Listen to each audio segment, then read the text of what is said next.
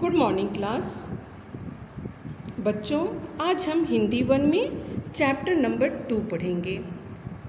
Chapter number 2 में वर्ण विचार है। आज हम वर्ण को समझेंगे। हमने भाषा एवं व्याकरण पढ़ा। उसके दौरान हमने देखा कि भाषा का विकास किस प्रकार से हुआ। तो सबसे पहले हमने देखा कि मनुष्य के मुख से एक ध्वनि निकली। उस ध्वनि को एक चिन्ह का नाम दे दिया गया और फिर उसी चिन्ह को लिपि बनाया गया और धीरे धीरे फिर वर्ण बने, शब्द बने और वाक्य बने और भाषा का विकास होता चला गया। तो इस प्रकार से हमने भाषा का विकास किया। आज हम वर्ण पढ़ेंगे तो हम देखेंगे कि मनुष्य के मुख से जो ध्वनि निकली उसे ही हम वर्ण कहते हैं। यह भाषा की सबसे छोटी इकाई है, या दूसरे शब्द में हम कह सकते हैं वह छोटी से छोटी ध्वनि जिसके और टुकड़े नहीं किए जा सकते उसे हम वर्ण कहते हैं। तो इस प्रकार से हमने देखा कि अ, उ, ए, ग, झ, ढ, प, व आदि ये सभी वर्ण हैं। लेकिन यहाँ पर आपको ध्यान देना होगा कि यहाँ स्वर वर्ण और व्यंजन वर्ण दोनों आपस में मिले हुए हैं। तो हम कह सकते हैं कि वर्ण के दो प्रकार हैं, स्वर वर्ण और व्यंजन वर्ण। आपने छोटे क्लासों में पढ़ा होगा कि स्वर वर्ण 11 होते हैं और व्यंजन वर्ण जो होते हैं वे 33 होते हैं। अब हम आगे पढ़ेंगे कि वर्णमाला क्या है। वर्णमाला जो होती है वह वर्णों के व्यवस्थित समूह को ही हम वर्णमाला कहते हैं।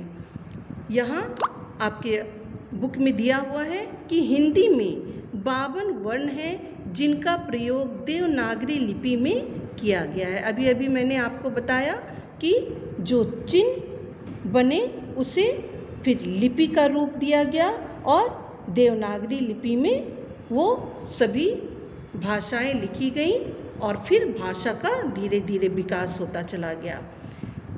यहाँ स्वर वर्ण में अ, आ, ई, उ, री, ए, ऐ, ओ, औ ये सभी स्वर वर्ण हैं। यहाँ क, ख, ग, घ, अंग जैसे ये क वर्ग, च वर्ग, त वर्ग, य वर्ग और श वर्ग। यहाँ ह तक जो है ये व्यंजन वर्ण है और ये कुल 33 हैं। ये स्वर वर्ण जो है 11 हैं। अब हम यहाँ पर देखेंगे स्पर्श व्यंजन क्या है। यानी क से लेकर म तक के वर्ण को स्पर्श व्यंजन कहा जाता है। यानी आप जब उच्चारण करेंगे क, ख, ग, घ तो आपको ऐसा लगेगा कि आपके जो तालु हैं वे मूर्धा यानी आपके मुख के दो भाग जो हैं आपस में सट रहे हैं, तो इसे स्पर्श व्यंजन कहा जाता है। यानी यहाँ मुख के दो भाग आपस में स्पर्श करते हुए एक ध्वनि निकालते हैं जिसे हम स्पर्श व्यंजन का स्थान देते हैं। तो यहाँ क से लेकर म तक के वर्ण जो हैं वे सभी स्पर्श व्यंजन कहलाते हैं। अब यहाँ पर है य, र, ल, व। इन 4 वर्णों को अंतस्थ व्यंजन का रूप दिया गया है। आप उच्चारण करके देखिएगा तो आपको महसूस होगा य, र, ल, व ये अंदर से एक ध्वनि निकल करके सामने में आ रही है, इसलिए इसे अंतस्थ व्यंजन कहा गया। अब है श, मूर्धन्य श, दंड श और ह। इनके उच्चारण करते समय एक गर्म वायु मुंह से निकलती हुई प्रतीत होती है, तो इसे ऊष्म व्यंजन का रूप दिया गया। यानी यहाँ क से लेकर ह तक जितने भी 33 वर्ण हैं वहाँ 3 भागों में इसे बांटा गया, स्पर्श व्यंजन, अंतस्थ व्यंजन और ऊष्म व्यंजन। अब यहाँ पर अड़ और ढ ये अन्य ध्वनियों के रूप में, इसे अन्य वर्ण के रूप में रखा गया। आप ध्यान दीजिएगा कि आप इनका जब भी प्रयोग कीजिएगा तो यह 2 वर्णों के बीच में आता है, जैसे सड़क और पढ़ना। आप हमेशा यहाँ ध्यान दीजिएगा कि जब भी ये शब्द प्रयोग किए जाते हैं तो ये 2 वर्णों के बीच में ही आते हैं। अब है संयुक्त व्यंजन क्या है। छ, त्र, ज्ञ और श्र ये सभी संयुक्त व्यंजन कहलाते हैं, यानी 2 व्यंजनों के मेल से ये शब्द बने हैं, इसलिए इसे हमने संयुक्त व्यंजन का नाम दिया। जैसे ये क, छ जो है क और श के आपस में मिल करके अक्षर बने, त्र उसी प्रकार त्र, ज्ञ और श्र भी हैं। ये 2 शब्दों के 2 वर्णों के मेल से एक वर्ण बना है, इसलिए इसका नाम हमने संयुक्त व्यंजन दिया। मैं आपको ऑनलाइन क्लास में फिर एक बार बता दूंगी। तो इस प्रकार से आपने देखा कि यहाँ स्वर वर्ण 11 हो गए, 33 व्यंजन वर्ण हो गए। अड़ और अढ़ को हमने अन्य वर्ण के रूप में रखा और संयुक्त व्यंजन 4 हो गए। तो इस तरह से अगर 11, 33, 2 और 4 को अगर हम मिलाएंगे तो 50 वर्ण हो जाएंगे, और उसमें अगर हम स्वर वर्ण के और 2 वर्ण को मिला लें, अंग और अ जो अयोग वा कहलाता है, तो टोटल 52 वर्ण हो जाएंगे। तो अभी हमने वर्ण के बारे में पढ़ा, स्वर वर्ण क्या है और व्यंजन वर्ण क्या है। अब हम देखेंगे कि कुछ वर्णों में आगत ध्वनियाँ भी इस्तेमाल की जाती हैं, और ये हैं अ, ज और फ। तो ये आगत ध्वनियाँ क्या हैं? कुछ ऐसे वर्ण भी होते हैं जिसे हमने विदेशी भाषाओं से उन वर्णों को हिंदी वर्ण में स्थान दे दिया, इसलिए इसे हम आगत ध्वनियाँ भी कहते हैं। जैसे यहाँ अ, तो यहाँ पर आप देखेंगे बॉल, डॉक्टर।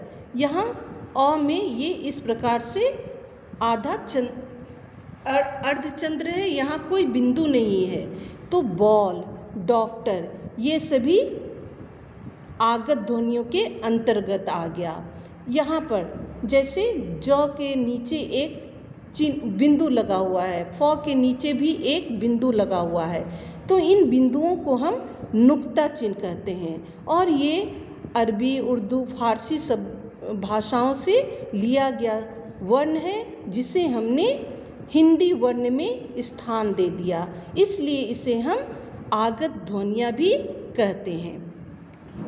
अब आपने यहाँ तक देख लिया कि वर्ण के 2 प्रकार हैं, स्वर वर्ण और व्यंजन वर्ण। अब हम आज देखते हैं कि स्वर वर्ण के फिर कितने भेद हैं। तो यहाँ पर आपके बुक में भी आप पढ़ेंगे, स्वर वर्ण में इन्हें फिर 3 भागों में बांटा गया है, ह्रस्व स्वर, दीर्घ स्वर और प्लुत स्वर। यहाँ एक बात और ध्यान रखने योग्य बात है कि स्वर वर्ण वह होता है जिसके उच्चारण करने के समय हमें किसी अन्य वर्णों की सहायता नहीं लेनी पड़ती है। स्वर वर्ण जो होते हैं यह बिल्कुल स्वतंत्र होते हैं, और व्यंजन वर्ण को हमेशा स्वर वर्ण की सहायता लेनी पड़ती है। ये बात आप हमेशा याद रखिएगा कि स्वर वर्ण जो होता है वह अपने आप में बिल्कुल स्वतंत्र है, और व्यंजन वर्ण को हमेशा स्वर वर्ण की सहायता लेनी पड़ती है। अभी हम बात कर रहे थे कि स्वर वर्ण के 3 भेद हैं, ह्रस्व स्वर, दीर्घ स्वर और प्लुत स्वर। अब हम देखेंगे कि ह्रस्व स्वर क्या है। ह्रस्व मतलब होता है छोटा, यानी जिन वर्णों के उच्चारण में हमें कम समय लगता है उसे हम ह्रस्व स्वर कहते हैं। मैंने आपको बताया कि स्वर वर्ण जो हैं 11 हैं, पहले ही बताया। अब इसमें से अ, ई, उ और री 4 ऐसे वर्ण हैं जिसके उच्चारण के समय हमें बहुत कम समय लगता है, इसलिए इसे हमने ह्रस्व स्वर कहा। अब है दीर्घ स्वर। दीर्घ स्वर ऐसे हैं जिसके उच्चारण में हमें स्वर वर्ण से भी ज़्यादा समय लगता है, इसलिए इसे हम दीर्घ स्वर कहते हैं और ये 7 हैं। जैसे आ, ई, उ, ए, ऐ, ओ और औ। ये सभी दीर्घ स्वर हैं क्योंकि इसके उच्चारण में ह्रस्व स्वर से ज़्यादा लंबा समय लगता है। तो ह्रस्व स्वर हो गए 4 और दीर्घ स्वर हो गए 7। अब हम पढ़ेंगे कि प्लुत स्वर क्या है। प्लुत स्वर जो होता है उसके उच्चारण में दीर्घ स्वर से भी ज़्यादा लंबा समय लगता है, इसलिए इसे हम प्लुत स्वर कहते हैं। और यह केवल इसकी संख्या 1 होती है और इसका चिन्ह होता है इस प्रकार से, जैसे इस प्रकार से, जैसे हम ओम लिखते हैं, राम कहते हैं, यानी एक लंबा उच्चारण हमें करना पड़ता है। दीर्घ स्वर से भी ज़्यादा यानी तिगुना समय हमें लगता है इसके उच्चारण में, इसलिए इसे हम प्लुत स्वर कहते हैं और इसकी संख्या केवल 1 होती है। तो आप समझ ही गए होंगे कि स्वर वर्ण के 3 भेद हैं, ह्रस्व स्वर, दीर्घ स्वर और प्लुत स्वर। यहाँ पर उनकी मात्राएं दी हुई हैं। यहाँ पर आप पढ़िए, व्यंजन के साथ स्वर जिस रूप में मिला होता है उसे स्वर की मात्रा कहते हैं। यहाँ पर आप देखिए, ये मूल स्वर है, यानी ये चिन्ह है मूल स्वर के, ये उनकी मात्राएं हैं। अब यहाँ पर व्यंजन वर्ण के साथ यहाँ पर मात्रा युक्त शब्द जो हैं, जैसे च में आकार, च में आकार, यानी ये व्यंजन वर्ण है, यहाँ स्वर वर्ण है। स्वर और व्यंजन का यहाँ मेल है, तो स्वर और व्यंजन के मेल से फिर शब्द बनाए जाते हैं, तो उसे हम एक अक्षर का रूप देते हैं, एक शब्द का रूप देते हैं। तो आज हम यहीं तक पढ़ेंगे कि स्वर वर्ण क्या है, व्यंजन वर्ण क्या है और किस प्रकार से स्वर के साथ व्यंजन वर्ण जुड़कर एक शब्द बनाते हैं। आगे का भाग हम कल पढ़ेंगे। आज के लिए इतना ही। Thank you class.